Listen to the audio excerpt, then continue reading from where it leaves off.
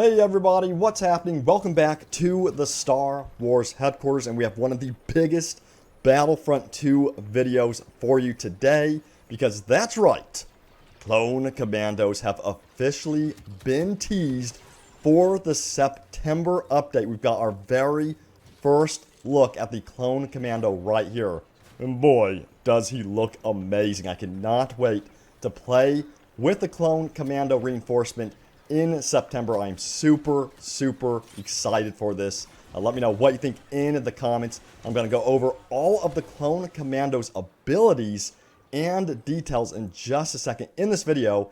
And then on top of all of this, in September, we will also be getting the new map Felucia for Capital Supremacy, a new 4-player PVE mode, the return of offline instant action with a conquest style mode where you will be able to capture command posts and face off against AI on all available maps, including Naboo, Commando, Kashyyyk, Geonosis, and Felucia. So all available Clone Wars maps. And then, for the August update, we'll be getting the Dreadnought and Republic Venator maps added to Heroes versus Villains. So that second phase of Capital Supremacy with the capital ships will be added to Heroes versus Villains. And then some huge changes are coming in August as well to the spawn system in Capital Supremacy, as well as 3 new droid appearances, including the droid pilot, the droid camo skin, and then the droid training skin. So this is super exciting. Tons of stuff to talk about in this video. We're going to start off with the Commando, of course, here in just a second. But I first wanted to thank all of you who recently reached out to my brothers and I, because if you didn't know, my brother Ricky went through a very dangerous apartment fire recently, literally lost everything he owns in the apartment fire, but thankfully he was able to get out alive with the family cat and dog. And I want to thank all of you for reaching out, because many of you suggested that we start a GoFundMe campaign for our brother Ricky, and we're doing just that. So if you want to help out our brother Ricky and donate to help him get him back up on his feet, feel free to click on the link in the description below. We truly appreciate all of your support. We're just thankful that Ricky's alive and the animals are alive and that we got through it and that he's okay. Now let's move on to the Clone Commando details. So we're going to move on to that right now and talk about the Clone Commando. Again, the Clone Commando is arriving in September, and the primary weapon for the Clone Commando is, of course, the DC-17M repeating blaster rifle. And his first ability is called Anti-Armor Attachment. And what this does is it reconfigures the DC-17M into a grenade launcher that fires up to 3 small grenades with high efficiency against vehicles and shields. So the Clone Commando is going to be super powerful against vehicles and shields, obviously.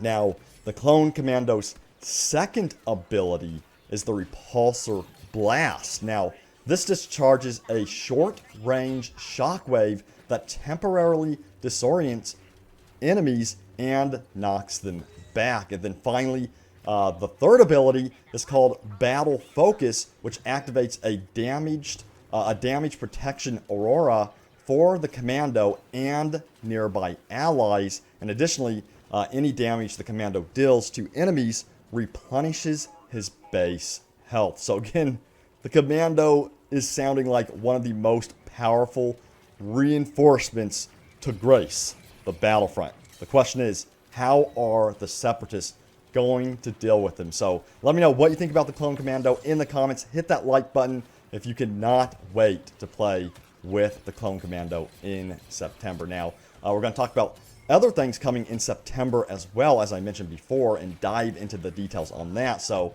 as you know, September will include the new map Felucia for Capital Supremacy, which is going to be huge. The 2 new PVE modes, well, 2 new modes, one being PVE, one being instant action, and then of course we cannot forget the new Clone Commando reinforcement I just went over. Now, with instant action, I've got all of the details for you all because we have been waiting for this for a long time now. So first of all, instant action is going to be a single player, large-scale combat experience. It's going to be about fighting for control of command posts, and you will fight alongside AI, and then you will fight against a team of AI as well. So it's all offline. It does not require an internet connection, which is just awesome. Now, the enemy team will be made up of regular troopers, reinforcements, heroes, and vehicles. And yes, you will be able to spawn on command posts using the new spawn system. I'm going to go over the new spawn system as well, which will be introduced to Capital Supremacy in August, so this month's update. So I'm going to go over that here in just a second. It is a huge change to the spawn system. Now, you'll have to control a majority of the command posts in instant action until your team score reaches 100%. So it works just like Conquest, very similar to that, very similar to the original instant action mode, which is just awesome. You will be able to choose from the light side or the dark side as well, and then again, it's going to be able to be playable offline, and you should be able to choose from troopers, reinforcements, heroes, and vehicles as the playable, characters in instant action as well. So, tons of stuff for instant action mode. I am super excited for it, and as you know, a lot of people have been asking for this for a very long time. So I know a lot of you are super excited for it, just like I am. Now, what about that PVE 4-player co-op mode? So we've got details on that as well. So the PVE mode, of course, is described as a player versus everyone experience. And it says players take on both an attacking and defending role in massive battles on all 5 Clone Wars planets in Battlefront 2. And the experience will be different depending on the faction you choose. So, for example, the droid army will be invading the planet of Naboo while defending if the battle moves to Geonosis. Now, you'll be able to play as troopers, reinforcements, vehicles, and heroes in this mode, and then AI plays as attackers or defenders, including reinforcements, vehicles, and heroes as well. Now, this will be available for all Clone Wars era planets to start, and I'm guessing they're going to expand upon this probably to the original trilogy and new trilogy maps later on. But this is just huge news for people who enjoy, co-op with their buddies. I am super excited about this. I cannot wait to stream this on our Facebook streams, at facebook.com/Star Wars HQ. Don't forget to check it out. It's going to be awesome. And, I'm super, super thrilled about all this. So let me know what you think in the comments about the instant action mode and the PvE mode. I'm really curious to see what you all have to say. And then at the end of September is going to be the community challenge, where you will basically have to unlock requested appearances. So there'll be more details on that, but they said, we have a sneaking suspicion that fans of Luke Skywalker and Star Wars A New Hope will enjoy this community challenge for September. So that sounds awesome if you are looking for perhaps a Luke Skywalker skin, I believe. So it sounds like a Luke Skywalker skin may be coming in September as well. So we'll see about that. And then let's dive into the August update. So we talked about September, which is going to include a lot of the big stuff coming up. And then August is going to include some big stuff as well. So we're going to talk about that. So both the Separatist, Dreadnought, and Republic Venator interiors, as seen in Capital Supremacy, will become playable maps in Heroes versus Villains for the August update. So if you missed it earlier, what I was talking about earlier, that's going to be part of this month's update. And then there's some major changes to Capital Supremacy. So it says, after watching discussions around Capital Supremacy and in particular the capital ship phase, we've made some changes to the interiors of both capital ships. And then the community transmission goes on to say the following. It says, the assault on the capital ship will continue to have 2 sub-phases, but both are evolving. It says, once you've breached the enemy ship, you now have 5 minutes to destroy it before the action returns to the ground. And in order to destroy the ship, you must first capture one of 2 available command posts located on the ship. And if you succeed, your team will gain an additional 5 minutes and be able to fire on the enemy target. And then it says any damage caused to the enemy target will be persistent, meaning even if you fail in destroying the target fully, you can pick up right where you left off in subsequent assault attempts.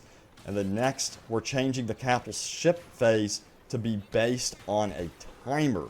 This means that the attacking team will now have a 5-minute window to destroy the generators. Once the time runs out, the battle will return to the planetary phase. We're also implementing some new changes to the artwork within the ships themselves. End quote. So again, some huge changes to the capital ship segment of Capital Supremacy.